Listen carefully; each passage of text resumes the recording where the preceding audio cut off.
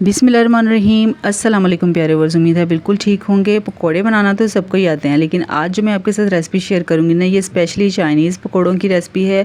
बहुत ही हल्के फुल्के होते हैं और सबसे बढ़ के ये होता है कि ये बहुत ही ज़्यादा हेल्दी होते हैं। ठीक है, इसमें जो हम ना वेजिटेबल यूज़ करेंगे ना, वो बहुत ही ज़बरदस्त और मज़ेदार हैं। और इसके अंदर कुछ ऐसी चीज़ें डालेंगे जिससे इनका टेस्ट, इनका फ्लेवर जो है ना, वो बहुत ही ज़बरदस्त हो जाएगा। तो आइए टाइम ज़ाया के बगैर रेसिपी स्टार्ट करते हैं।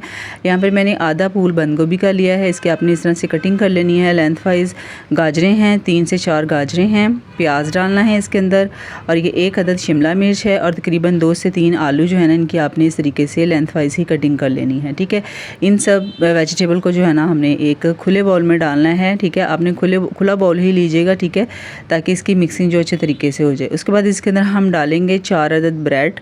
ठीक है, या तो इसको आप हाथ के साथ क्रम्स कर लें या फिर ब्लेंडर मशीन में इसको ब्लेंड कर लें। ठीक है, इसका चूरा बना के ये इसके अंदर डाल देना है।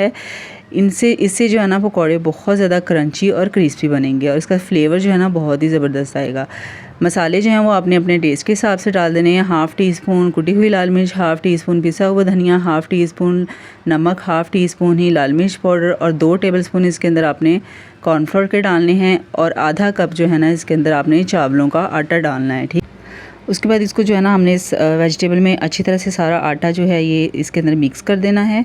और उसके बाद इसके अंदर हम डालेंगे तकरीबन 2 से 3 टेबलस्पून सोया सॉस के डालेंगे, और 3 से 4 टेबलस्पून जो है चिली सॉस डालना है। ठीक है, ये आपने लाजमी डालना है, क्योंकि चाइनीज़ पकौड़े बना रहे हैं ना, तो इनके अंदर ये सॉस आपने लाजमी डालना है। उसके बाद इसके अंदर 1 अदद अंडा डालना है, और उसके बाद ना इनको अच्छी तरह से मिक्स कर लेना है। ठीक है, मिक्सिंग आपने अच्छी तरह से करनी है। यहाँ पर पानी का यूज़ बिल्कुल नहीं करना है, क्योंकि पानी का इस्तेमाल ज़रूरत पड़नी ही नहीं है, क्योंकि हमने इसमें नमक वगैरह मसाले डाले हैं ना, तो इसी से वेजिटेबल जो है ना अपना पानी छोड़ेंगी। ठीक है, और अंडा भी डाला है, तो इससे जो है ना अच्छी तरह से इसको आपने मिक्स कर देना है। उसके बाद इसको जो है ना मिक्स करके आपने 10 से 15 मिनट के लिए जो है ना रख देना है। ठीक है, ताकि मसाले वगैरह अच्छे से इसके अंदर मिक्स हो जाएं। उसके बाद एक फ्राई पैन में घी या ऑयल जिसमें भी आपने फ्राई करने हैं ना, डाल लेना। उसके बाद मीडियम टू लो फ्लेम पे जो है ना इनको फ्राई करना है। ठीक है, इनमें डिस्टेंस रखिएगा ताकि आपस में पकोड़े जो है ना ये जुड़ ना जाएं। ठीक है, इसके साथ ही अगर आप चैनल पर नए होते हैं तो चैनल को सब्सक्राइब कर लिया करें।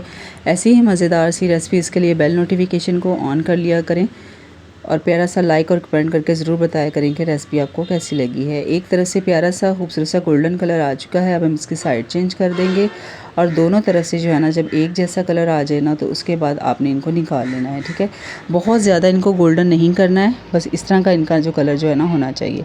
उसके बाद इन्हें डिश आउट कर लेना है। सॉस बनाना है आपने, क्रीम और मायोनीज़ का सॉस बना के उसके साथ आपने सर्व करने हैं।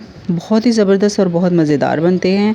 लाजमी ट्राई कीजिएगा, और मुझे ज़रूर बताइएगा ये रेसिपी आपको कैसी लगी है, और सबके साथ शेयर करना मत भूलिएगा। अपना बहुत सारा ख्याल रखिएगा, दुआओं में याद रखिएगा। अल्लाह हाफिज़, फ़ी अमान अल्लाह।